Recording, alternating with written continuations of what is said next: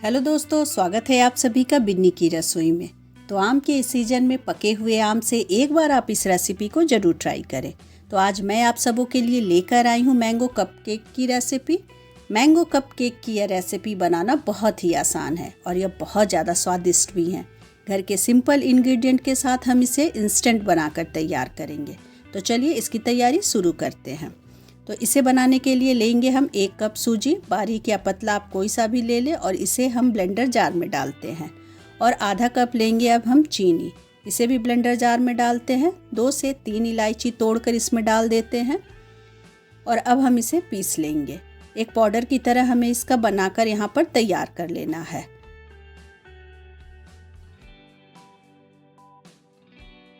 अब इस आटे को हम एक बड़े बर्तन में निकाल देते हैं।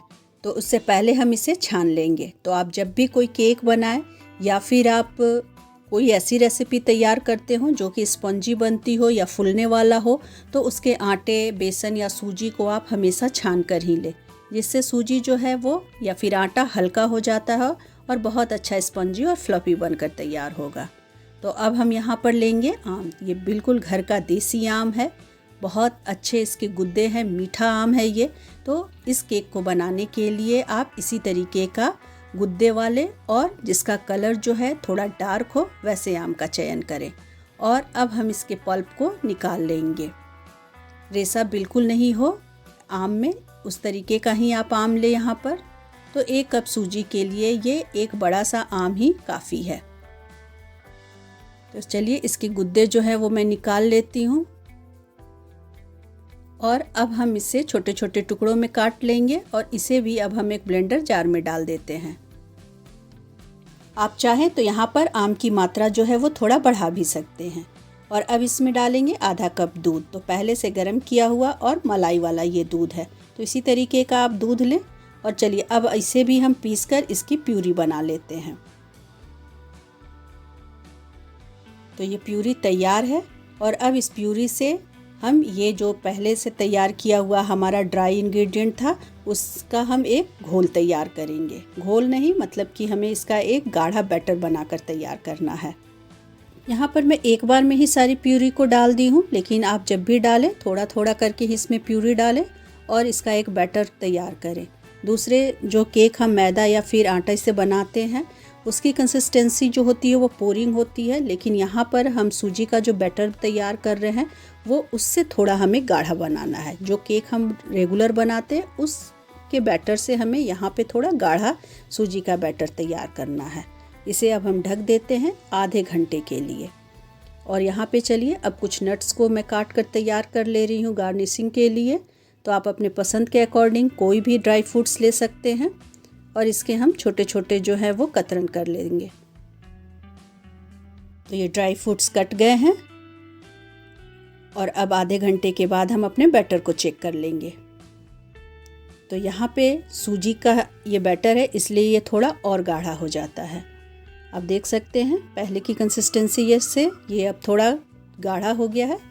फेंट ले इसे एक बार। तो बिल्कुल इसी तरीके से आपको जो है वो बैटर तैयार करना है। और अब हम इसमें 2 चम्मच जो है तेल डालेंगे। तो आप चाहे तो यहाँ पर बटर को भी मेल्ट करके डाल सकते हैं या फिर घी का भी यूज कर सकते हैं, लेकिन बेसिक सामान से मैं इसे बना रही हूँ तो जो रेगुलर हम ऑयल यूज़ करते हैं उसे डाल रही हूँ। और अब इसमें हम 1/4 टेबल स्पून के करीब जो है वो बेकिंग पाउडर डालेंगे। मिक्स कर लेते हैं सबको और 1 से 2 बार हम इसे फिर से अच्छे से फेंट लेंगे। तो ये परफेक्ट हमारा केक बनने के लिए बैटर जो है वो तैयार है। अब हम इसमें थोड़ा सा कटा हुआ ड्राई फ्रूट्स ऐड कर देते हैं। आप चाहे तो यहाँ पे टूटी फ्रूटी का भी यूज कर सकते हैं। इससे टेस्ट जो है वो बहुत अच्छा अंदर से क्रंची आएगा। एक बार हम इसे फिर से मिला लेते हैं। पके हुए आम और सूजी का जो कॉम्बिनेशन का टेस्ट होता है वो बहुत ही अच्छा आता है। तो अब हम इसे एक कप में बनाकर तैयार करेंगे। तो यहाँ पर देखिए ये छोटे छोटे जो कप हैं, पेपर कप, उसे मैं यूज कर रही हूँ। इसकी जगह पे आप मफ़िन मोल्ड का भी यूज़ कर सकते हैं, या वो भी नहीं है तो फिर आप सिंपल कटोरी या कप में भी इसे बनाकर तैयार कर सकते हैं। एक साफ़ कपड़े से इसे पोंछ ले रहे हैं। अगर इस तरीके से छोटे छोटे कप पेपर वाले कप में आप बनाकर तैयार करेंगे ना ये केक, तो बच्चे जो है वो काफ़ी अट्रैक्ट होते हैं। एक बार हम इसे तेल से ग्रीस कर लेते हैं तो केक को निकालना आसान हो जाएगा। और अब बैटर को हम कप में भर लेते हैं। तो छोटे छोटे कप हैं तो 2 से 3 चम्मच में ये कप जो है वो भर जाता है। ऊपर तक नहीं भरेंगे, ऊपर का थोड़ा सा हिस्सा जो है वो छोड़ देते हैं। तो यहाँ पे चलिए सारे कप को मैं भर कर पहले तैयार कर ले रही हूँ। इस केक की खासियत ये है कि थोड़े से बैटर से जो है वो ढेर सारा कप केक बनकर तैयार हो जाता है। तो बच्चों की अगर बर्थडे पार्टी हो तो आप ये छोटे छोटे केक बनाइए, बच्चे बहुत पसंद करेंगे। सारा जब कप में बैटर डाल लें तो उसके बाद कप को हम टैप टैप कर लेते हैं, जिससे कि बैटर अच्छे से इसमें एडजस्ट हो जाए। और चलिए अब इसके ऊपर जो है वो कटे हुए ड्राई फ्रूट्स को डाल लेते हैं। और ड्राई फ्रूट्स को हम उंगली से दबा देंगे जिससे ये अच्छे से इसमें चिपक जाए। और अब इसके कप केक को जो है वो हम स्टीम करके बनाएंगे। तो इसके लिए एक कढ़ाई में 1 गिलास पानी डाल लेते हैं। पानी जब गर्म हो जाए तो इसके ऊपर इस तरीके का जाली वाली थाली लगा देते हैं और सभी कप केक को हम यहाँ पे एडजस्ट कर देंगे। इसे स्टीम करके बनाने में बहुत कम समय लगता है।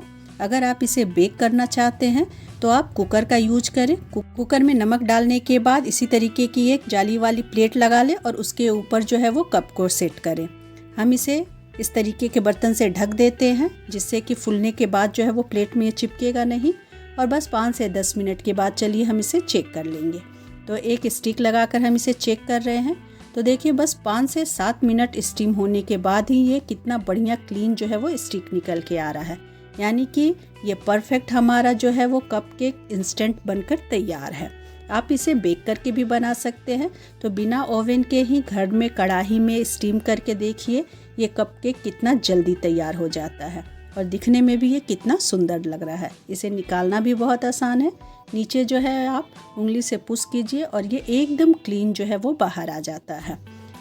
तो आम के इस सीज़न में पके हुए आम से एक बार इस तरीके से आप कप केक जो है वो ज़रूर बनाएं। बहुत ही ज़्यादा ये खाने में भी स्वादिष्ट होता है और एकदम जो है स्पॉन्जी और फ्लफी ये बनकर तैयार होगा।